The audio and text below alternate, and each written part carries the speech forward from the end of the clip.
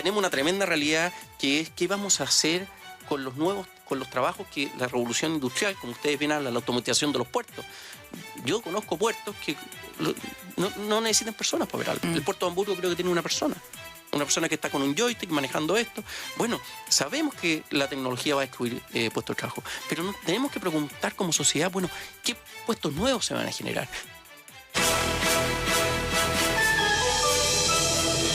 Raimundo Cruzat Correa, santiaguino, 39 años, 3 hijos, ingeniero civil, urbanista colocolino, amante del tenis, fanático del rock y del jazz, baterista, liberal, exdirector del Transantiago, actualmente es presidente del directorio de la empresa portuaria de Valparaíso. Dan ganas de preguntar cómo un baterista fanático del rock termina a cargo de la empresa portuaria de Valparaíso como presidente del directorio y además en una crisis como esta. Raimundo, muchísimas gracias por la gentileza de estar hoy día. Gracias por la invitación. Con nosotros. Como un buen fiesta. ¿Ah? Como un buen Como bomba en fiesta. Así fue. ¿Cuán duro fue la negociación? Fue duro, la verdad. ¿Por qué? Es que... ¿Por qué fue tan duro? Yo tenía alguna experiencia en cosas relativamente parecidas en un esquema similar con concesionario entre medio, qué sé yo, con mi paso en Transantiago. Pero aquí me encontré con un conflicto que llevaba en ese momento ya 3 semanas de iniciado y que eso había endurecido las posiciones de ambas partes.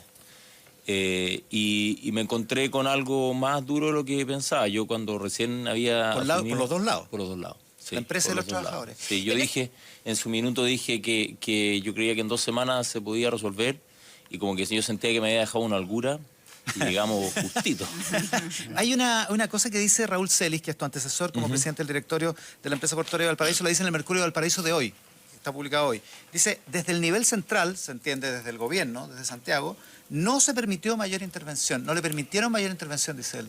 ¿Te parece razonable ese? Yo creo que este conflicto fue súper dinámico. Desde que partió como con mucha violencia en los accesos al puerto. O sea, operacionalmente tuvo un impacto en el puerto de manera inmediata. Los primeros días, ¿no? Claro, y fue como más invisible para la ciudad. Después el movimiento se empezó a ir hacia la ciudad y empezó a hacerse más visible. Yo creo que hay una lectura como correcta por parte de los dirigentes y aquí estamos como encajonados, claro, influyendo al puerto, pero no se está viendo tanto. Y eso se fue a la ciudad, se hizo más visible, y por otro lado los dirigentes sindicales como formales originalmente habían mantenido distancia, y cuando vieron que como que esto empezaba como a fortalecerse en las bases, se fueron yendo hacia la misma posición de los delegados que habían sido los más, digamos, los más violentos, los más radicales. Entonces fue súper dinámico todo el conflicto. Perdón, y eso dificulta Raimundo, la lectura. Pero en esto que tú describes, que es la parte de los trabajadores, ¿dónde estaba la empresa de Fonapen? Es decir, ellos desde el día 1 dijeron, nosotros aquí no tenemos nada que ver. Sí, lo que pasa es que es difícil dimensionar desde acá lo que estaba pasando en el puerto realmente. O sea, los accesos del puerto fueron tomados, los trabajadores movilizados no dejaban entrar a nadie, y cuando digo no dejaban entrar a nadie, o sea, agarraban a piedrazos o a palos, lo que hubiera, amenazaron a trabajadores no movilizados, a trabajadores, digamos, con contrato indefinido, que no eran eventuales, los amenazaron a sus familias, apedrearon el edificio completo de TPS y el de PB también, que está al lado, que no tenía mucho que ver en el conflicto, pero la gente de PB estaba también súper asustada, o sea, fue súper violento al principio, y obviamente la postura de la empresa fue en ese momento, yo con este nivel de violencia no converso. Cosa que de alguna manera yo puedo entender, porque también había como una necesidad de proteger a los trabajadores que estaban tratando de entrar al puerto y que estaban realmente amenazados. O sea, el puerto, perdón, no estaba paralizado, como se dijo. Al principio sí. Al principio sí, claro, pero después sí, a poco andarse... pero después no. Y ahí yo creo que sí hubo una lentitud de la empresa como de abrirse al diálogo, pero porque ya había como un dolor, es decir, me rompieron el edificio, me violentaron a mi gente, entonces... Y coincidió ahí como la participación de EPB de poder sentar a la mesa el martes recién de la semana pasada. O sea, habían pasado 22, 23 días en que ambas partes no se habían reunido. Connie. En ese sentido, es evidente que hubo un retraso por parte de la empresa de sentarse a negociar, más allá de que hayan tenido su justificación. Pero también hubo un retraso por parte del Estado, por parte de ustedes, de entrar a mediar, porque finalmente ustedes resuelven el problema.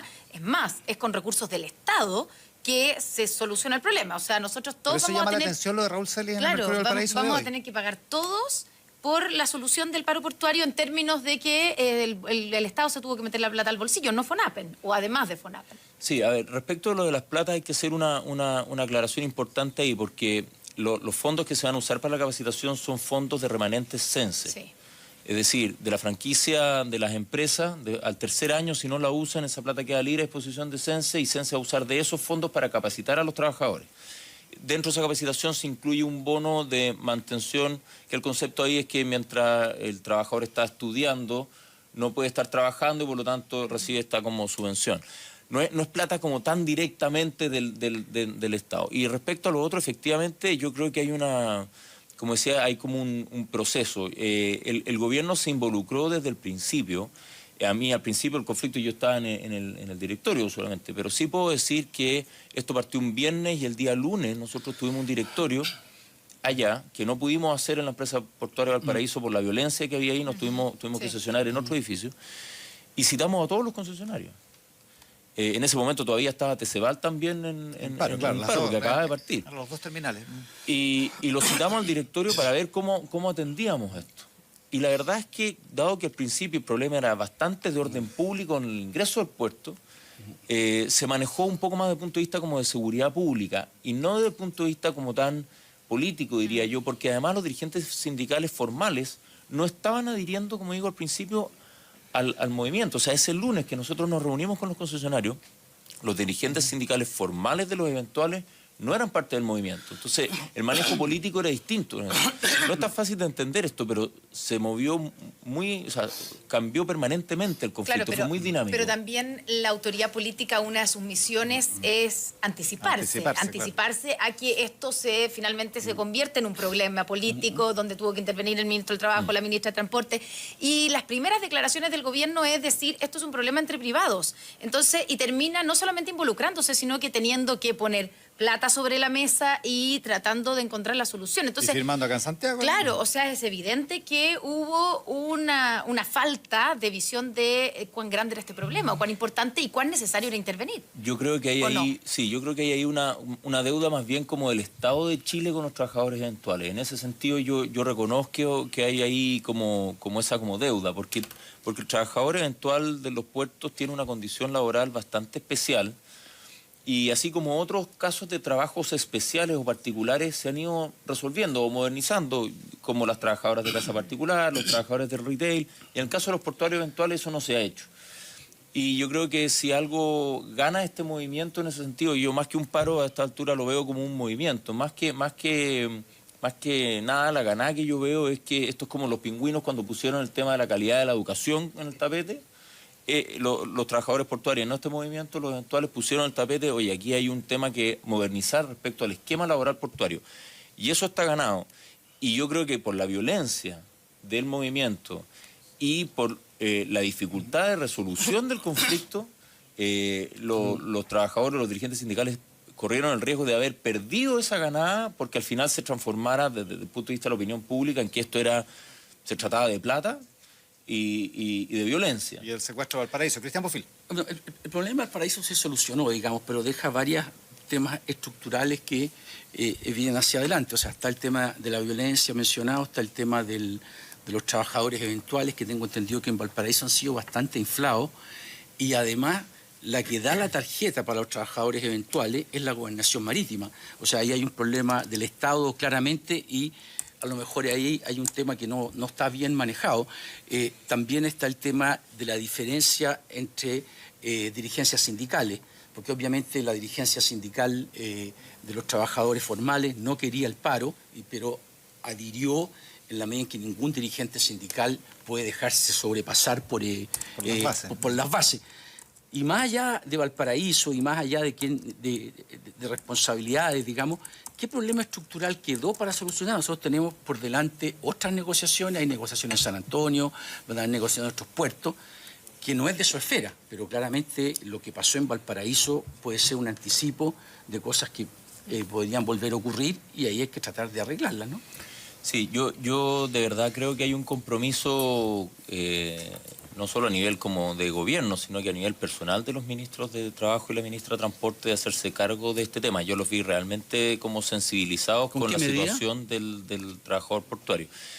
Bueno, en el mismo acuerdo que ha mencionado y comprometido el inicio de una mesa para trabajar con los trabajadores en las nuevas condiciones que debiera tener Hacer esta adecuación legislativa, digamos, ¿no? Claro, exacto. Y eso es bien importante porque yo creo que, como decía la Connie, como en el fondo de esto hay como una deuda de actualizar esa condición portuaria, porque efectivamente el paro se gatilla con un hecho constatable, demostrable, que es la baja carga o movimiento de carga en el puerto de Valparaíso, y eso significa menos turnos de eventuales, menos Y mayor pega. automatización En también en la una ciudad que tecnología está que viene, claro. económicamente súper deprimida. Entonces, eso gatilla esto. Pero rápidamente los trabajadores dicen, oye, pero ojo, acá hay un problema de fondo. Y eso yo sentí que el gobierno lo tomó de manera real, no solo política, digamos. A ver, el problema de fondo aquí, el tema de los trabajadores eventuales, que Cristian decía que quizás esto está un poco inflado. La verdad es que las cifras que yo tengo son que la empresa tiene 220 trabajadores permanentes y 440 eventuales.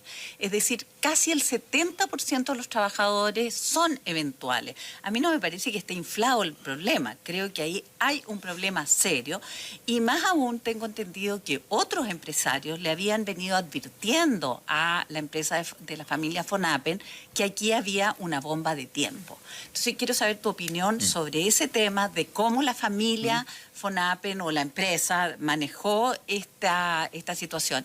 Y la segunda pregunta que quisiera hacerte tiene que ver con esto del futuro.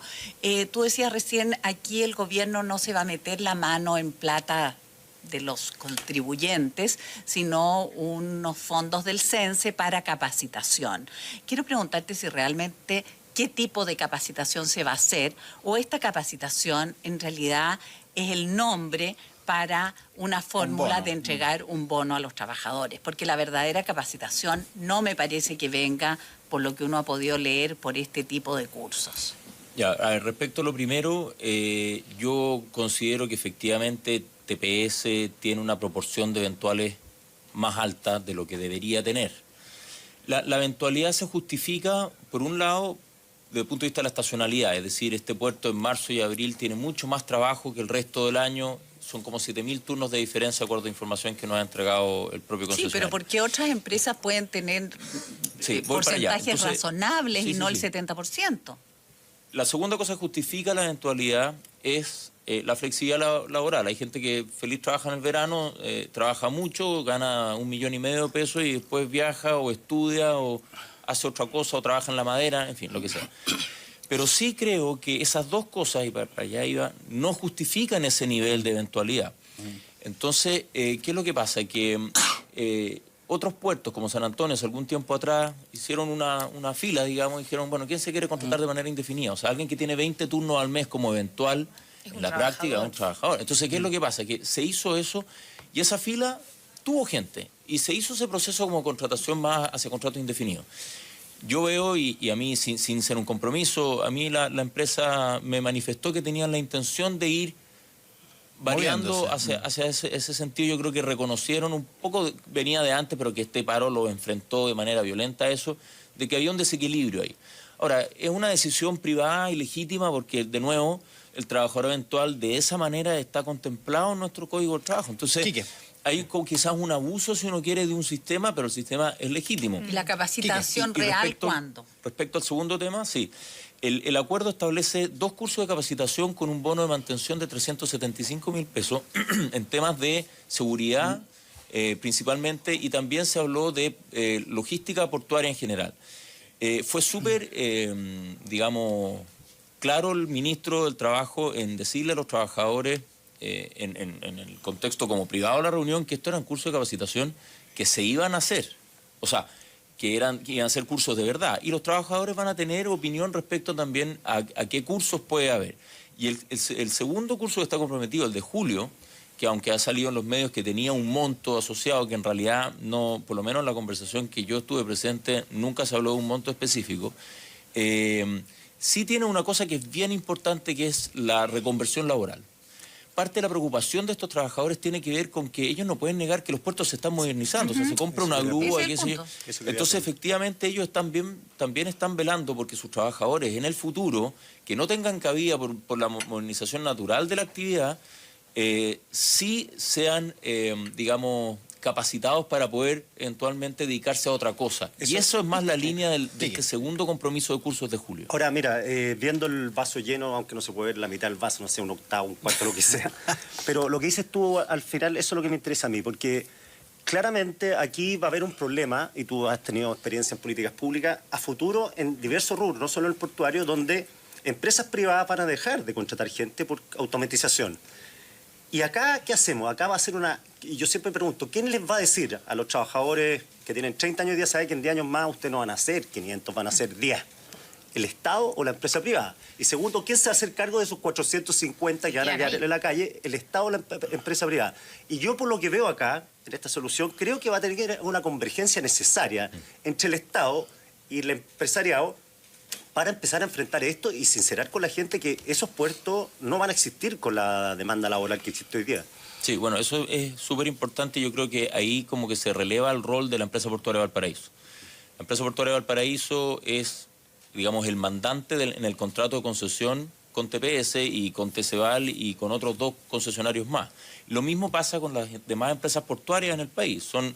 Son, digamos, quienes administran los contratos de concesión de la operación de los puertos. Y quien, creo yo, debe estar velando por eso es la empresa portuaria. La empresa portuaria es una empresa pública, una empresa del Estado que tiene su directorio, que es autónomo y que, si bien desde el punto de vista de la política pública, obviamente responde al Ministerio de Transporte, en realidad, desde el punto de vista administrativo, depende del sistema de empresas públicas. Entonces, pero esos trabajadores, perdón, pispean que en el futuro... Sí. Sí, lo saben. Lo saben. No, no es un problema de Lo saben, legislación. se están preocupando, y lo que yo encuentro bueno desde el punto de vista sindical, y ahí yo me gustaría hacerle Bueno, como sindicato habría que involucrarlo, como yo te dije, Estado, empresa, me equivoqué.